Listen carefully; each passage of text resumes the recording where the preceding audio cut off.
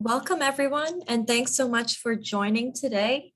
Today we have Dr. Matthew DeCamp, Dr. Ramona Rhodes, and Jasmine Lopez to discuss engaging with diverse communities in palliative care research, why and how.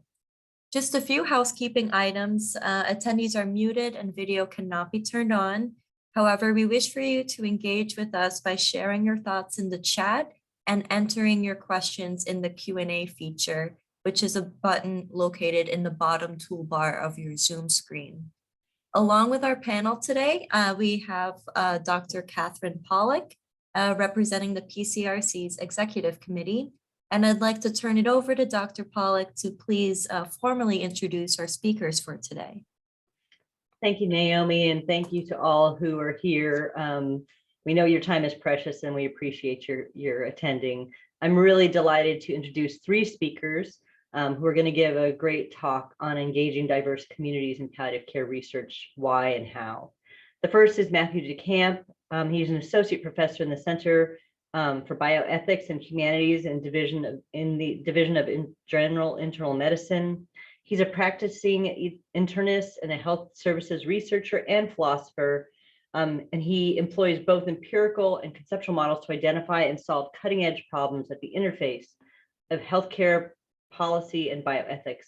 He has a special emphasis that includes engaging patients and families in healthcare, ethical issues, and the use of artificial intelligence in global health. And he has prior funding from NIH with an NINR bioethics supplement, and he served on the ethics and engagement advisor. Serves as an ethics and engagement advisor for the PCRC and conducted research on engaging patients and families in end-of-life and palliative care research. Following Dr. DeCamp will be Dr. Ramona Rhodes. She's a geriatrician, hospice and palliative care medicine physician, and a health services researcher whose interests include racial and ethnic disparities in advanced care planning, palliative care, and hospice. She serves as the Associate Director for Health Services Research for the Central Arkansas Veterans Healthcare System Geriatric Research, Education, and Clinical Center. That is a mouthful. And then she's an associate professor in the Department of Geriatrics at the University of Arkansas for Medical Sciences. And third, we'll hear from Jasmine Lopez. She's a patient, caregiver, and pioneer member of El Concilio. She joined El Concilio, a Spanish-speaking patient and family advisory council at City of Hope, located in Duarte, California, because her grandmother was a patient there from 2011 to 2012. She saw firsthand, through her grandmother's experience and personal experience as a caregiver, how language and culture can impact one's health positively and or negatively. In her grandmother's case, it was a little of both. Since this experience, Ms. Lopez has made it her top priority to help those who are impacted by the same barriers as her grandmother faced, whether it be in healthcare or any other area. She's a pioneer member of El Concilio since its formation in 2011 and served as a chair for about 3 years. Thank you so much for welcoming these speakers. I very much look forward to their talk. And we're going to start with Matt DeCamp. Thank you. Great. Thank you for the introduction. It's a real joy to be here. It's a pleasure to be with Ramona and Jasmine, who I've gotten to know over the past couple years in different ways related to PCRC activities. And I hope this panel is really helpful to all of you. I think I get somewhat the easier part of the panel, which is I'm going to focus a little bit on the why, sort of the fundamental ethics around inclusion. And then I'm going to let Jasmine and Ramona talk a little bit more about some details of the how. So why don't we go ahead and get started? I'll click. So this is a quote that we're probably all familiar with from Dr. Martin Luther King, referencing the arc of the moral universe being long, but bending towards justice. And it's built as a beautiful rephrasing of some work that had gone on in the 19th century in the abolitionist movement. And we're probably all familiar with this quote. And I'm going to frame just my 10 minutes of comments around this quote in sort of two unique ways. First is to talk about how we often underestimate just how long this arc of the moral universe is. And then secondly, I'll talk a little bit about how we may too quickly assume that the end of that arc, that concept of justice, is one static thing, that one place where we need to go at the end of the arc. So I'm going to frame my comments around those 2 points. So I'm going to start out talking about this long road, which I'll describe as being from one of protectionism in research to inclusion. And so we probably all know why the general approach of protectionism in research developed. The first picture here you'll see is of a Holocaust, a Jewish prisoner undergoing an involuntary high altitude experiment.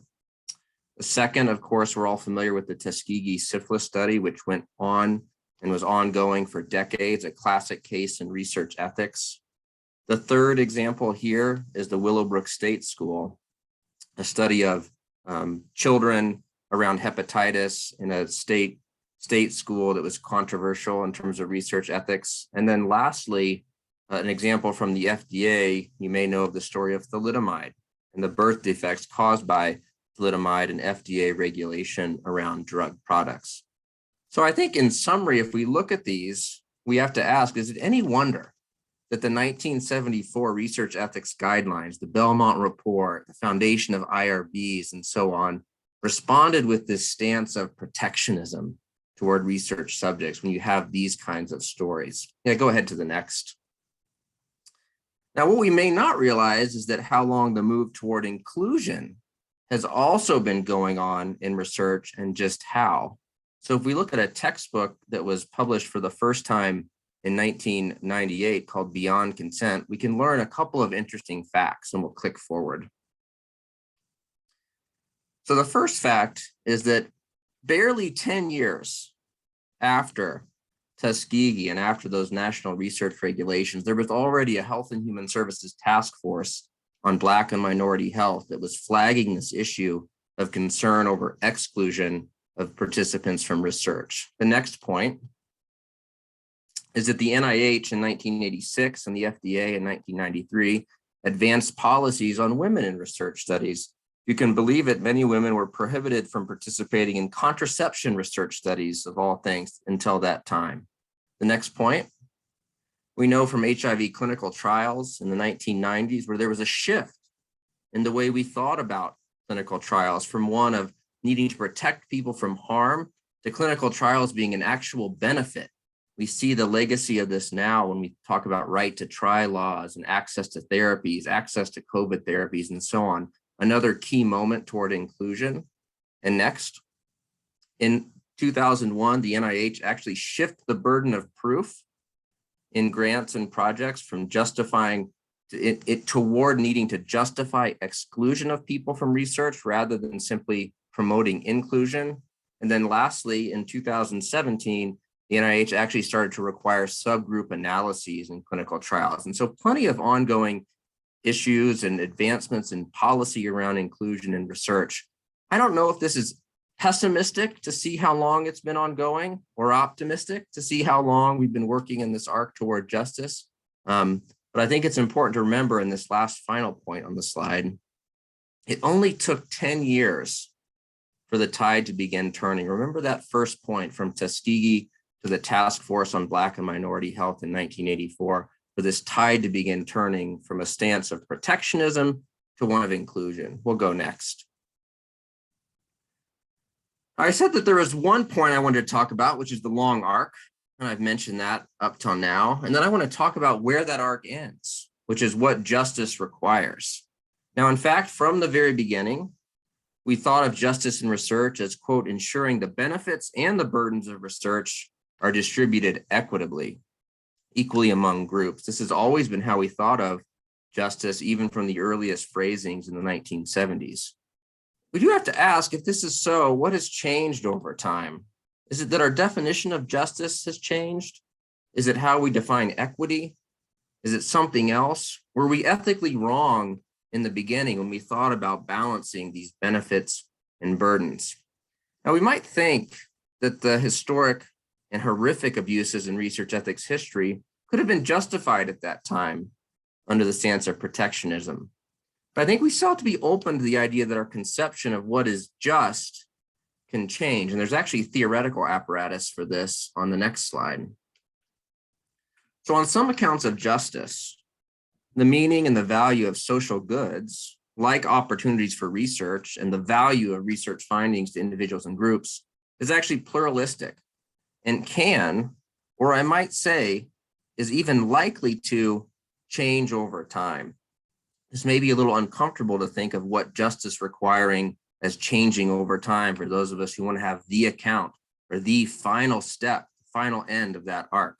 But I think there can actually be power in recognizing that how we conceive of what justice requires is very much context dependent, as this book by Michael Walzer points out, Spheres of Justice, because doing so may not presuppose that there's one right answer that's frequently determined by those in power, because it means that justice is sociological, not just philosophical.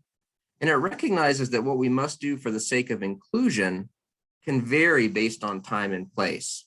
But the important point is we have to do it. So next slide. Now, Catherine mentioned at the beginning that we had a bioethics supplement to look at engaging patients and families in end-of-life and palliative care research supported by the PCRC. And we did interviews with a bunch of patients and care partners, as well as investigators, to help understand what it meant to be a partner in research. And there are 3 lessons I want to briefly share with you. The first is that engaging with diverse research partners via advisory boards, patient co-Is, and so on, what Jasmine may talk about, is one way to ensure inclusivity by design. A second lesson we learned was that diversity of research partners requires active steps. So for example, when we think about convenient and accessible meeting times, that's not just to reduce the burden on research partners and participants. They actually promote justice by ensuring that all have an equal chance of serving as a partner. And then lastly, in end-of-life and palliative care research, thinking about that concept of justice being context dependent, justice can actually take intriguing forms. So one of the lessons we heard, for example, was that there needed to be more male care partners involved as partners in research, that patients near the end of life, very near life's end, could be needed to be participants in research as well. So it's 3 important lessons from that particular bioethics supplement. We'll go next. And as I close up here, just to make some final comments before I turn it over to the other panelists. The road toward inclusion has actually been being paved for some time. It's long, it's not yet finished, but it must be built. And if we accept the importance of social structures, social structural racism, and so on, it's going to require a lot more than simply better recruitment strategies. It's going to require fundamental changes to the way we do things. I happen to think that engaging research partners, co-investigators, and so on is one way to do that, but there are plenty others, and you'll probably hear it from the other panelists. And with that, I want to turn more clearly from the story I've told about why to the story of how, and I'll pass it over to Ramona. Thank you. We can go to the next slide. How did I get here? That's actually a great question that I sometimes wonder about. I also wonder what here actually means. I graduated from Xavier University of Louisiana, a small, historically Black university in New Orleans, Louisiana, that had and still has a reputation for being the number one undergraduate institution for African Americans who get accepted to and graduate from medical school. There, we were strongly encouraged to participate in summer programs and other experiences that would cultivate our goal of having careers in medicine or the biological and physical sciences. Thanks to summer experiences at NYU, I marked basic science research off my list, but I still had a desire to be involved in research in some way.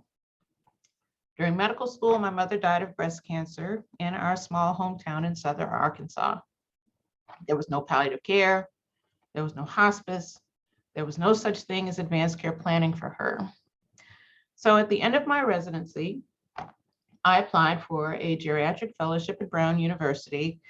And during a chance meeting with Dr. Joan Tino during my interview there, my desire to conduct research that related to racial and ethnic disparities in end-of-life care was confirmed. That in and of itself is my answer. And I hope that moving forward, this will help in terms of the other things that I plan to discuss in my portion of the talk. Next slide. Matt gave a great overview of some of the ethical considerations and implications of research, and I'm just going to go over them, some of them again briefly. So we have the Tuskegee syphilis experiment, also called the Tuskegee study of untreated syphilis in the Negro male, now referred to as the U.S. Public Health Service syphilis study at Tuskegee. It began in 1932. It was conducted among 600 Black men, 399 of which had syphilis, and informed consent was not obtained. The participants were told that they were being treated for bad blood. Penicillin had become widely available in 1943, but the participants were not offered treatment. And the Associated Press published a story about the study in 1972, and subsequently the study was discontinued after being found to be ethically unjustified by an ad hoc review panel. President Bill Clinton issued a presidential apology in 1997, and the last study participant died in 2004. The last widow of a participant died in 2009. And then we have the story of Henrietta Lacks, who was a 31-year-old cervical cancer patient treated at Johns Hopkins Hospital. Her cells were harvested without her consent. Her name was revealed publicly, and her medical records were given to the media. And her cell's genome was published online without her family's consent. Now, some would argue that these experiences have created a distrust among members of the African American community. And while I agree, I also believe that personal experiences within the healthcare system of systemic racism and implicit biases and other factors may also play a role. Next slide. Then we get to the COVID-19 pandemic and the murder of George Floyd, both of which have magnified what Dr. Anthony Fauci referred to as the weaknesses and foibles in our society, like systemic racism and implicit bias. These have contributed significantly to healthcare disparities that have been present for decades. And as you see here, this is a quote from Dr. Fauci at one of the early White House press briefings related to COVID-19. He says, so when all this is over, and as we said it will end, we will get over coronavirus, but there will still be health disparities, which we really do need to be addressed in the African American community. So next slide. Where do we go from here? Keep in mind that I'd like to offer what I believe to be a different perspective. Of course, we need to consider or continue to increase diversity among research participants, because the number of studies that influence the evidence base, but that are not truly reflective of the populations that we serve, I believe are many. That can be done through community outreach, community-based participatory research, and qualitative research. But I also want us to think outside of the box in terms of other ways representation can be achieved within research. I believe that we must consider inclusion of diverse populations in our advisory panels, and I think that Matt actually alluded to that, in our study sections, our editorial boards, and our pools of manuscript reviewers. I also believe that we have to have a set standard of appropriate terminology in the medical literature for race and ethnicity. I think that, again, we continue to strive for diversity and inclusion in study populations or a justification for the lack thereof. And I also think that we should infuse cultural humility, not only into clinical practice, but into the conduct of research as well. Next slide. Closing the gap in research funding is also imperative. So in 2011, Ginther and colleagues published a study investigating the association between NIH R01 applicants' self-identified race or ethnicity and the probability of receiving an award. After controlling for educational background, country of origin, training, previous research awards, and other factors, they found that African American applicants remained 10 percentage points less likely than whites to be awarded NIH research funding. Ethics efforts are certainly being made at the NIH, as you can see in this graphic, and in some respects, the gap may be narrowing. Next slide. I've been asked multiple times how to go about increasing diversity in the research setting. And I remember a discussion I had with a group about how to go about doing that. One person said, We have to go to HBCUs, or historically Black colleges and universities, to aid in recruitment of research participants. And I replied, no, you should go to HBCUs to cultivate the next generation of researchers. That's where I was found. And I suspect that there are others to be found in those spaces as well. On the right side of the slide, you can see a few of the historically Black colleges and universities and the historically Black medical schools from which the majority of the African American physician force is generated, including my alma mater, Xavier University of Louisiana, and Howard University. According to the AAMC, of active physicians in the United States, 5% identified as Black or African American, and 5.8% identified as Hispanic. And in full-time or serving in a full-time capacity in US medical schools, the faculty only consist of 3.6% African Americans and 5.5% who were Hispanic or Latino. Next slide. So in summary, I think that engaging diverse communities in research should go beyond just the recruitment of research participants. We should certainly continue to strive for diversity and inclusion in study populations, or a justification for the lack thereof that is more than just a simple bullet point or sentence in the discussion section of a manuscript. A standard for appropriate terminology in the medical literature for race and ethnicity is definitely needed. Again, I can't emphasize enough that the cultivation of the next generation of researchers is key, and infusing cultural humility in clinical and research endeavors should be strongly considered and encouraged.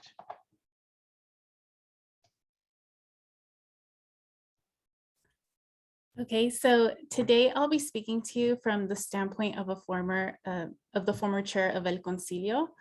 So I wanted to bring forward what we've seen in El Concilio as being something that has, we want to bring awareness to the individual and cultural isolating gaps in the hospital services, and to share thoughts about how best to create empowering moments for patients who do not speak English. Next slide, please. El Concilio is a Spanish-speaking patient and family advisory council. It was formed in 2011 by two Spanish-speaking social workers who really saw that there was a lot of common negative experiences within the Spanish-speaking community. So they really believed that forming another council that focused just on the disparities in the Spanish-speaking community would really help the hospital, and it would help bring more resources in Spanish so that patients like my grandmother could walk into the hospital and not feel so isolated. Members were recruited at first through the limited resources that were available. So for example, when I was recruited, or when I found out about El Concilio being formed, I was in a Spanish-speaking Look Good, Feel Better class with my grandmother. And that's how I learned about El Concilio, but there wasn't a lot of Spanish resources available at the time. So now, 10 years into El Concilio, we have a lot of visibility within the hospital, and we've also collaborated with doctors and nurses and other resources in Spanish, so that El Concilio has more of an outreach, and staff in the hospital can refer Spanish-speaking patients or family members to El Concilio. Next slide, please. So a few of our accomplishments, and I think they're actually the hugest accomplishment, is that we have a voice on multiple advisory boards within the hospital. And the reason that's important is because we now have doctors that will even refer patients to us because they know about El Concilio and they understand the importance of El Concilio. So the reason they refer patients to us is because these Spanish-speaking patients will voice to doctors that they don't have enough resources and they feel like they're alone. So the doctors, knowing about El Concilio, will refer them to us. But not just them, they also refer family members that are very involved in the patient's care. There have been many other resources added in other languages. So for example, we we collaborated with nurses that wanted to do chemotherapy and transplant classes in Spanish. And the way that we accomplished that was the nurse would come to our meetings every month. Our meetings are once a month from 11:30 to 1:30 p.m. And they would come to those meetings, and we went slide through slide with the English class, the PowerPoint of the English classes. We went slide through slide and we translated word for word, but there was a little bit of negotiation going on because depending on what part of the world the Spanish speaker is from, the Spanish words can vary. So there was we saw a little bit of negotiation going on, and that was okay because now more Spanish speakers can understand the language in those classes. But it wasn't just the translation, but rather it was the information that is in these classes. So we actually added multiple slides on specific things. For example, what foods they can eat. A lot of patients and family members are always concerned about, well, can we still continue to eat spicy food? That's an example. So we added specific slides to cater to the community. Next slide, please. So before going any further, I just wanted to share a little bit about my experience as a caregiver, but I also want to highlight that just because my experience is as a Spanish speaker caregiver, I think this can be applied to many other communities as well. So in 2011, my grandmother was diagnosed with stage 4 non-small cell lung cancer. And her story started off in a very isolated situation. She was originally admitted into the hospital because she couldn't control this really bad cough that she was having. My grandmother didn't speak many words in English. She knew the very basic words like yes, no, thank you. And she knew a few medical terms, but only the ones that sounded the same in Spanish. So for example, cancer in Spanish is cáncer. So of course she understood that word. One of the days that we weren't with her, the doctor walked into her room and he asked her, "Hi, how are you feeling?" And she was able to answer in English fine, but that's only because that's the only word she knew. So the doctor proceeded to ask her, or to tell her, "Oh, you have stage 4 lung cancer." The only thing that my grandma understood from that conversation was, "You have cancer." So when we went back into the room, we found her crying uncontrollably, and my uncle and I, that are fluent in English, were struggling so much to find a nurse that was around the hospital so she could explain what was going on with my grandmother, because we didn't think that it was real. We didn't think that my grandma had cancer. We believed that she misunderstood, that there was just something that she didn't understand from the language. It was very difficult for us to find that person, and we're English, we speak English fluently. So just imagine how difficult it is for someone who doesn't speak the language. Just imagine if my grandmother didn't have her family with her, how difficult it would have been for her to find out what exactly was going on with her. When my grandmother decided to go through with chemotherapy, we had already switched hospitals, and she was now at City of Hope. And the experience there was very nice for us, the family members, because we speak English. But I noticed that she felt very isolated, because when I would walk into the appointments with her, the doctors or the nurses would look at me because I was the one communicating with them, but they didn't really look at my grandmother. And when I would go to the hospital with her, I noticed that she was very quiet. She wasn't as talkative, of course, because of everything that she was going through. But at the same time, I feel like there was a lack of a relationship that was formed. And I would see a few other Spanish speaking patients that would be at the hospital alone. And I always wondered, what if my grandmother was in their shoes? What if she didn't have her family with her? How would she even make it to her appointments? Because the signage and the maps were not in Spanish. So how would she navigate through the hospital and through the system by herself?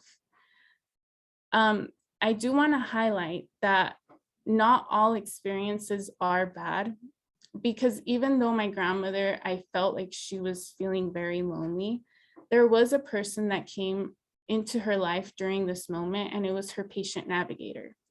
Her patient navigator did speak Spanish, and she was one of the only people on her medical team that actually made eye contact with her, spoke to her, and explained to her in her own language what exactly was going on and if it was normal for her to be feeling the side effects she was feeling.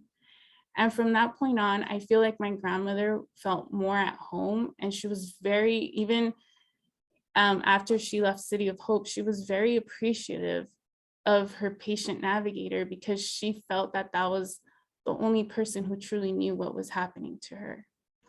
So that's one thing that I really wanted to point out, that even though there are negative experiences, there could be one or a few good experiences that change a patient's stay at the hospital. So I really think that in El Concilio, what we do is that we take notes of those good experiences and we try to strengthen them. Next slide, please. So after going through everything with my grandmother and her experience as a patient caregiver, I think that the ideal interaction is to have a clear and strong communication with the patient. And if they choose to have their family members with them, also with the family members. I believe that the doctor or the nurse should make eye contact with the patient, even if they don't speak the language, because I think that would really allow the patient to form a relationship with their medical team. And I think that the ideal interaction would be for there to be as many resources available in other languages as there are in English. That would really change for the positive someone's experience at a hospital. Next slide, please. So how do we do this? How do we get to that goal? The thing that we can do is we can establish a relationship. What I mean by that is sometimes, even when I take my grandfather to the doctor, we might miss information on the intake forms. Sometimes they'll ask what medication is a patient taking or the patient's symptoms. It's so easy for us as caregivers or patients to miss a medication or to miss a symptom because we're going through so much stress and we're in another headspace. So I think that it would be very helpful, and this isn't just my opinion, but it's also a formed opinion of El Concilio, is for maybe the doctor to start the conversation with the patient as, I looked over your file, but I would like to discuss it with you. Can you let me know what happened or what medication was given to you? By starting the conversation off like this, we believe that the doctor can also get a better idea of just how much the patient understands about their diagnosis, and also correct any misinformation that may have been picked up along the way. Next slide. Another form that we can get to that is by really understanding the community. One of the main ones in our community is that we don't ask enough questions during the appointment, but that may not be because we don't want to. It's because a lot of the community, they're scared to ask questions. They don't want to take up too much of anybody's time, or they simply don't know what questions to ask because they don't understand their diagnosis. They don't really understand what's going on. All they know is the big scary word, but they don't know exactly what that means. So the one way that we can overcome that is by going to, for example, El Concilio, which is a Spanish-speaking patient and family advisory council, and asking them to help formulate some frequently asked questions, put it in a booklet, but not just leave it out in a hallway around the hospital, but rather having the doctor physically hand that booklet over to the patient so that the patient feels like, you know what, this is a very important booklet because it's being given to me by the doctor. But not just that, but also have the doctor maybe answer 1 or 2 questions that are in that booklet so that it can maybe get the patient thinking into, oh, I never thought about that. Maybe I should ask this other question that came to mind. Next slide. Another thing that we can do is cultural sensitivity training. It's not just about knowing the sensitive words that can affect a community, but also how that information is being communicated. So I'd like to share another experience that I recently had with my grandfather over the summer. He was diagnosed with kidney failure in July, and we were referred to a lung specialist so that the specialist can teach him how to use his oxygen tank correctly and at what level. When the doctor walked into the room, my grandpa, I should mention, doesn't speak English, so I was there with my grandpa. And when the doctor walked into the room, he told me automatically that my grandfather was going to die because he is practically a 100-year-old car, and that it would be a dignified death. I don't know why he just straight up said that. We do know that he needed dialysis. We knew as a family, and my grandpa knew as well, that not going through with dialysis would mean end of life. But it was the way in which the doctor told me that information that really upset me and really changed that entire experience, because even my grandpa was going through a rough time, and we really did think that it was the end of his life. But to hear it so coldly from a doctor really does put you in another level of depression that I don't wish upon anyone. Thank God my grandfather did decide to go through with dialysis, but it's that way in which you communicate with the patient and family that really does make a difference. So I'd also like to mention that just because a family member is in the room with the patient and the family member can communicate with someone in English doesn't mean that the family member truly understands what is happening. Just because you tell the family member that, you know, your mother has stage 4 lung cancer, it doesn't mean that we know completely what that means. We don't know what the next step is. We don't know what the symptoms are going to be. Just because we can say, yes, we understand, it does not mean we truly understand. And lastly, I would like to really emphasize to make eye contact with the patient. So if the patient does not speak English and the patient has a family member there or a caregiver there, make eye contact with the patient, because that simple eye contact will make such a difference in the patient's end of life care, because they'll feel like they're being a part of their own care and they don't have to rely so much on the family member, and they're already going through so much that a simple eye contact will make a really huge difference. Next slide, please. I always would often end our meetings with reminding our council members that what we're doing is a journey, because change cannot happen overnight. There are a few things that we can change very quickly. For example, the map that we developed in Spanish was a pretty easy process, but there are other things that do take time. For example, the visibility that we now have at City of Hope, that took about, I want to say, a good 6 years before we started getting asked to join other councils within the hospital. So I just want to remind everybody here today that change can happen, but it takes time. And the important thing is that we start and that we continue and that we don't give up, because there's so many people out there that can't or don't know how to use their voice. And I hope that this will inspire many of you to start making those changes and to really just think about what would you do, or how do you picture imagine if you had to walk into a hospital and no one spoke English. Would you be able to navigate through that hospital? And if you can't, then what would help you? And I feel like that's something that we should all take into account every time we do walk into our doctor's office. Can you navigate through the system if no one here spoke English? Thank you. Thank you so much, Matt, Ramona, and Jasmine. And there are some questions in the chat. I'll go ahead and read one by one, and there's one in the Q&A. Those were really fascinating, and I really appreciate your insight.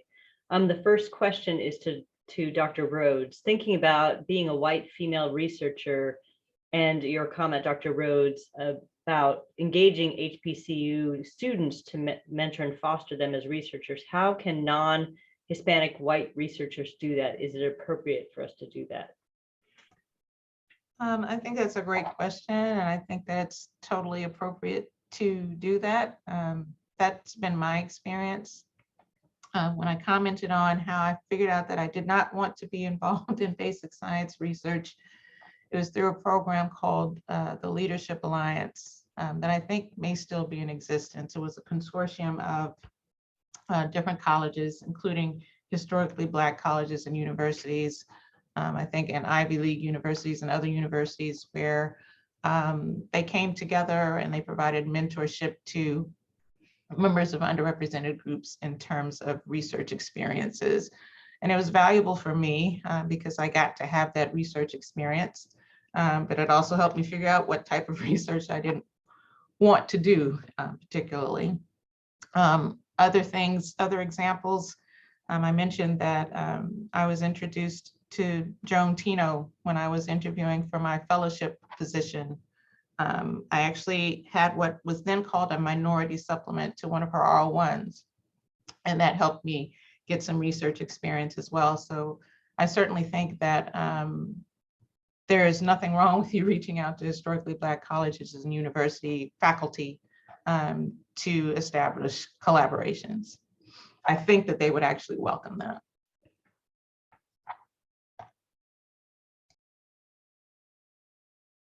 Thank you, Ramona. There's a question from Dr. O'Rourke, again to you, Ramona. Please just further describe cultural humility. Can you name for us examples in the current medical landscape where cultural humility is notably present or absent?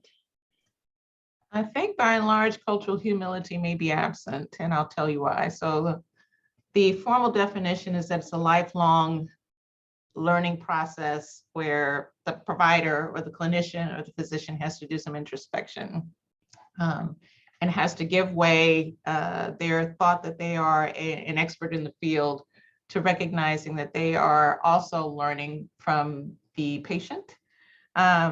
It's actually been around since the 1990s. And even though I have a strong interest in, and I've been involved in disparities research for a long time in various levels and various capacities, I didn't learn about it until 2016. So if that's any indication, I think that there's a lot for all of us to learn about cultural humility. And I think that it's becoming more and more relevant, but I think that it's also noticeably absent. I think a lot of people rely on what's called cultural competency, which, you know, has its good and bad points. And I think that with cultural competency, people are coming from a good place. But I also recognize, and others have recognized, that cultural competency can just kind of infer that you are just reducing learning about different cultures to a skill set. You go sit in this talk for an hour, you get the certificate at the end of the talk, and you're a quote unquote expert, or you know about culture. And we all know that that is not accurate. So I would say that cultural humility is on the rise in terms of our awareness of it, but it's also absent. Thank you. I Go was ahead. just going to jump in. I wonder what you think, Ramona and Jasmine, about the concept of being comfortable in making mistakes as part of humility or culture humility. You know, from my standpoint, I hint at it from the idea that we have to be comfortable that we may not have all of justice figured out, right? Like we don't really know what justice is, or maybe we disagree about it. What do you have any thoughts, even with relation to that first question, about the role of being comfortable making mistakes and mentoring trainees or Or either you or Jasmine, I'm curious your thoughts. I make mistakes all the time. And I learn from my patients all the time. I've had several encounters where I do not speak Spanish. And I've had several conversations with patients about end-of-life care that I had to use a translator for or an interpreter for. And it didn't go as well as I would have liked. So that for me was a humbling experience. And it's taught me that I need to continue to practice cultural humility. So I make mistakes all the time. I learn from them. Some of them are not as palatable as I would like for them to be, but again, they help me to learn and to grow. So that's a great question, Matt. It is. Thank you. Yeah. Oh, go ahead. Oh, I'm sorry. Even for me, answering your question, Matt, about that, over the summer, when my grandfather was in the hospital, all of the training that I've had with City of Hope, I felt like, oh my gosh, that all went out the window because now it's something completely new that I have no idea on anything about kidney failure. I knew about cancer, my grandmother's case cancer, but I didn't know about my grandpa's new stuff. So I felt like I was back at square one. So yeah, just having humility, and every experience is a chance to grow. And I think we just do have to have that humility and just embrace it with open arms, even though it's very difficult. Agreed. Thank you all. So there's a question for you, Jasmine. What are the needs of Spanish-speaking research participants? I'm a PI on an all-white team, except for I'm an expat Turkish American, and I'm running clinical trial and would include these participants to use translated questionnaires and informed consent. What else could I offer to better serve these people in the context of cultural competency across my study team? Right. So the thing about clinical trials is that our community is very hesitant to joining them because there's not enough community outreach. There's not enough education. One thing that I can really recommend is educating the community. Let them know that it's not a clinical trial where they're going to get bad treatment. It's something to help out the community. So making sure that you educate them on that, because a lot of times our community believe, oh, it's a clinical trial. That means that there's, I don't want to be someone's guinea pig. And unfortunately, that's what a lot of people think. So maybe just educating them on why it's important. Forming a council, kind of like El Concilio, so that you can get even more of an insight on where you're located and seeing what they want or how they would educate the community. So I would really look into forming something like that. Thank you. A very related question is, how do you justify, this is from Dolce, how do you justify doing research on just Latinos when you're trying, or Latinx when you're trying to recruit? That doesn't make them feel like, whoa, why are you only recruiting our population? Right. Yeah. Again, it goes back to educating the community, educating them on, we do research on every culture. It's not just, the Hispanic community, and it's because we want X, Y, and Z. So just that continued community outreach and education is very important. And there's not enough of it. I mean, we even struggle doing that. So it is something that we continue to work on. I was going to say that, there's a saying out there about that studies and such can only proceed at the speed of trust. And, I think that's really true. As much as I think there's been great progress that we now do try to translate consent documents and questionnaires, I think that's becoming more the standard. And I think that is tremendous progress in research. I think what you were just talking about, Jasmine, with having the real community outreach and the real community advisors to help actually shape a study in that way could be just as important, and probably more important over the longer term for those issues of trust. Thank you. There's a question also in the Q&A. Our agency, this is from Jennifer Aman. Our agency is a home health and hospice nonprofit in northern New Mexico. We want to conduct a pilot study on traditional healing methods in palliative care for Hispanic and Native American patients. Our staff is Hispanic and white, and we would like to work with traditional healers like curanderas from our community. Do you have any advice, recommendations in doing this kind of study? Well, I actually really, I've never even heard of that, but I think it would be very interesting to even see how you proceed with that, because in our community, we believe a lot in holistic healing. So going to curanderos and, you know, even taking natural supplements is something, and it's actually funny that this was brought up. I have a friend who she's in medical school right now, and she was able to relate with the patient by kind of just forming a little bit of trust and asking them completely, oh, are you taking any supplements? Are you seeing any, are you seeking any holistic treatment? And the patient, who was Hispanic, opened up a lot to her and said, you know what? Yes, I'm taking this and this and this. So I'm very interested in what you're doing. And I think that, you know, establishing trust, I don't know, I'm just very curious about what you're going to do. So yeah, I think that would be interesting.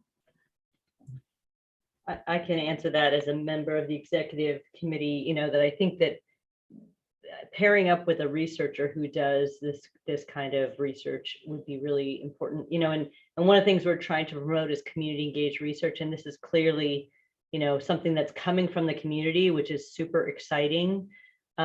Just needing to pair it with a researcher who knows how to design the study and answer the question as rigorously as possible. So, but I think that sounds really interesting. And I think we're, you know, we as the PCRC are trying to do more community engaged research in general, not just things we think are interesting, but things that the community tells us they need.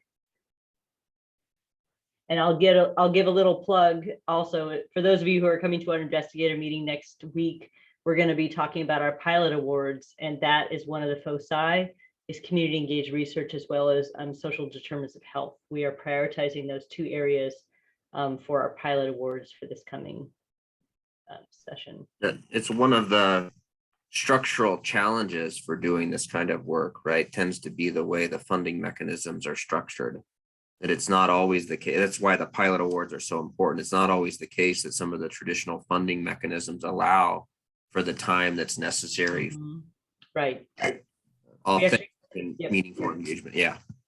We're actually giving more lead time for the pilots because of that, because we know it takes a while to cultivate those relationships. And Naomi just reminded me, also our clinical trials intensive will also be focusing on the social determinants of health. So it is definitely one of the things, and this webinar fits so beautifully in there.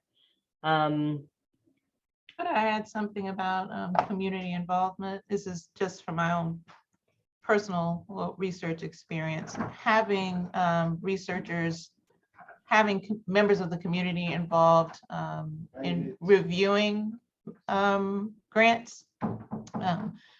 I'm submitting I'm doing a resubmission of a merit award. And I went through a mock study section at my institution. And one of the members of that review committee was a member of the community. And she took my grant home, doesn't have any research experience, but took my grant home, talked with her husband about it, who just happened to be a veteran, and gave me some great feedback. I mean, the feedback that I got from everyone that was a part of the study section was awesome, but having that additional perspective from a non-researcher also was extremely helpful. And I think that it helped to strengthen the grant. So community involvement can take place or shape in a lot of different ways.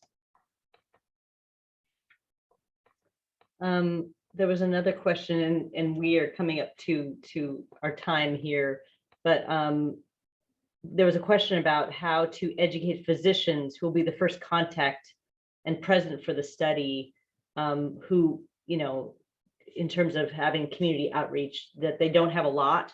So a lot of these patients are going to see the clinicians first and hear about all of this from the clinicians, a clinical trial from them first. And any advice on how to bring folks up to speed to that, you know, the cultural humility. I think that was the question. At City of Hope, what we did, it was, I believe it was in 2019, it was before the pandemic. We organized a kind of like a cultural sensitivity training for the doctors that were like the heads of their departments and also the charge nurses. And a few of the, because we have two councils, we have the Spanish speaking one and we have an English speaking one. We were invited and we collaborated with them, and we were able to just, you know, divide into many groups. And there was one patient, there was a person like me, a patient caregiver at each table. And we were just kind of given like little group tasks and projects where we were able to give feedback directly to the doctors and how to approach certain scenarios. So one of them was how can we start off our meetings with patients. So I think even doing something small like that would be very beneficial, and that's how you can train doctors on how to have a little more cultural sensitivity. Thank you.